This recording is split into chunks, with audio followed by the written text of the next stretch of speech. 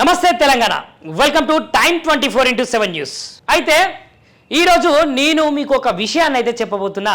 ఆ విషయం ఏంటిదంటే, బీఆర్ఎస్ పార్టీ ఆవిర్భవించి 25 సంవత్సరాల కాలం వస్తున్నది కదా, అంటే రజతోత్సవాలు చేసుకుంటారట. అసలు రజతోత్సవాల ముచ్చట నేనైతే కుండ బద్దలు కొట్టినట్టయితే ఈ తెలంగాణలో ఉన్నటువంటి జనాలందరికైతే ఒక్కసారి చెప్తున్నా, వినురు.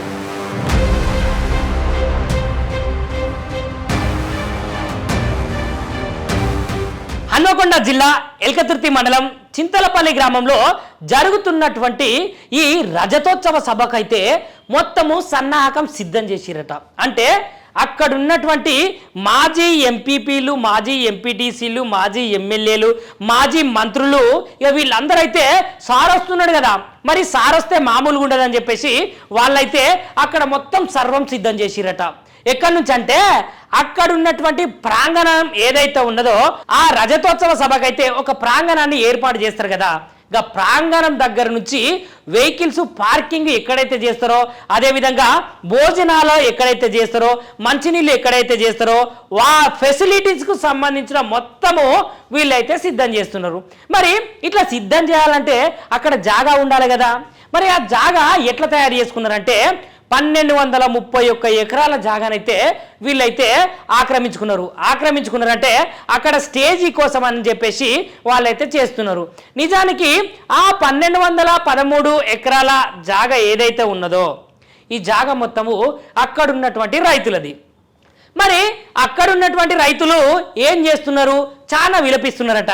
ఎందుకంటే ఇప్పుడు ఆ సభ ఏర్పాటుకు జాగా కావాలి కాబట్టి రైతుల దగ్గర ఉన్నటువంటి జాగల వాళ్ళైతే వేసిరు కదా సభా ప్రాంగణము.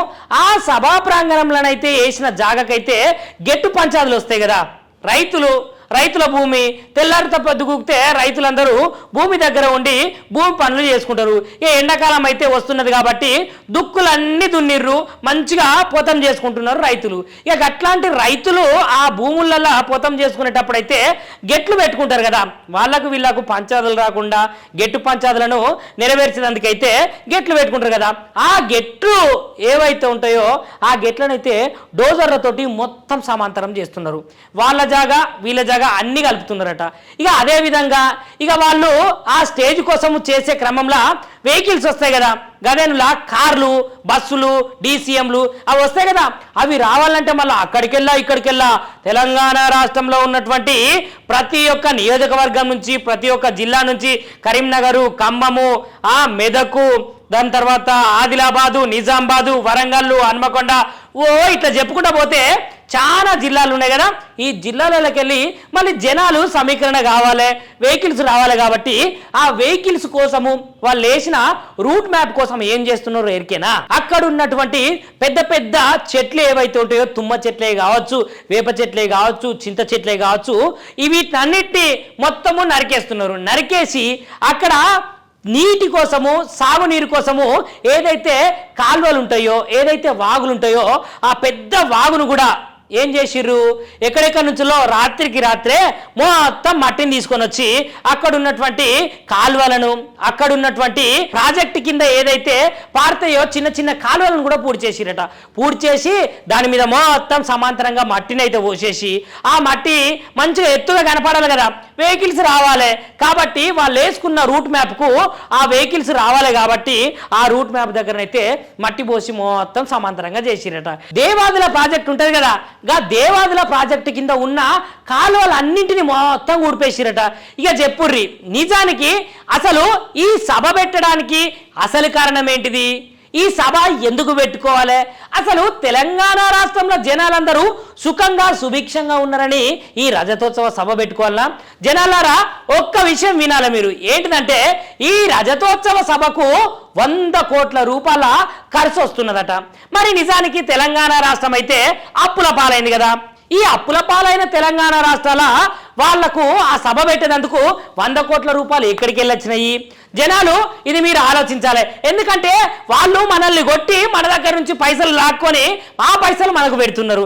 నిజానికి ఇది జనాల పైసలు. ఈ జనాల పైసల కోసము మనం ఎంత తెల్లారితే పొద్దుగుతే చాలా కష్టపడతాము. ఓట్లు మనమేస్తే గెలిచిన నాయకులు, మన దగ్గర నుంచి పైసలు తీసుకున్న నాయకులు ఈరోజు ఇట్లాంటి పెద్ద పెద్ద సభలు పెడుతున్నారు.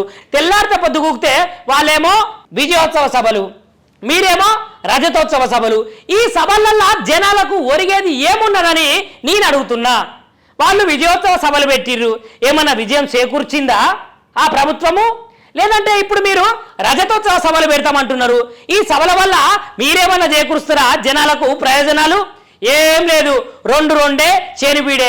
సన్యాసి రాసుకుంటే బూడిద రాలుతుంది అన్నట్టు మీరు మంచిగానే ఉంటారు, కానీ మధ్యలో జనాలు ఆగమైపోతున్నారు. జనాల పైసలు ఆగమైపోతున్నాయి, జనాల వనరులు ఆగమైపోతున్నాయి, జనాల భూమి ఆగమైపోతున్నది. చూసిరా, ఈరోజు సభ పెడతారు, తెల్లారి మీరు ఎక్కడికో వెళ్ళిపోతారు. ఇక జనాలు కొట్టుకొని సావాలే. ఎందుకంటే అక్కడ ఉన్నటువంటి భూమి పంచాది గట్లుంటది, నాగెట్టిది అని. మళ్ళీ ఆ పంచాదులు పరిష్కరించడానికి మీరు వస్తారా అంటే మీరు సార్లు అవుతుంది, మీరు చాలా బిజీగా ఉంటారు. మీరు ఎందుకు వస్తారు? నిజానికి ఈ 100 కోట్ల ముచ్చట మాట్లాడుకుంటే ఇగో తెలంగాణ రాష్ట్రంలో చాలా బీదరికంలో ఉన్న జనాలు కొంతమంది ఉంటారు. కొంతమంది ఊర్లకైతే అసలు నడిచేందుకు బాటనే లేదు. వాళ్ళకు సీసీ రోడ్లా, లేదంటే కంకెర్ రోడ్లా, లేదంటే మట్టి రోడ్లా వేసి ఆదుకుంటే ఏమన్నా అవుతుందా? ఇది ఎండాకాలం కాబట్టి కొన్ని ఊర్లలోనైతే బోర్లు పనిచేయక నీటి కష్టాలైతే బాగున్నాయట.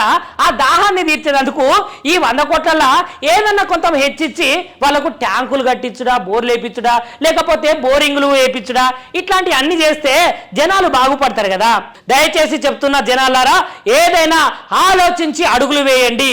అసలు నిజానికి ఆ పార్టీ సభ పెట్టినందుకు మనం అక్కడికి వెళ్తే జనాలకు ఒరిగే లాభం ఏమన్నా ఉన్నదా లేదా అని ఆలోచించండి.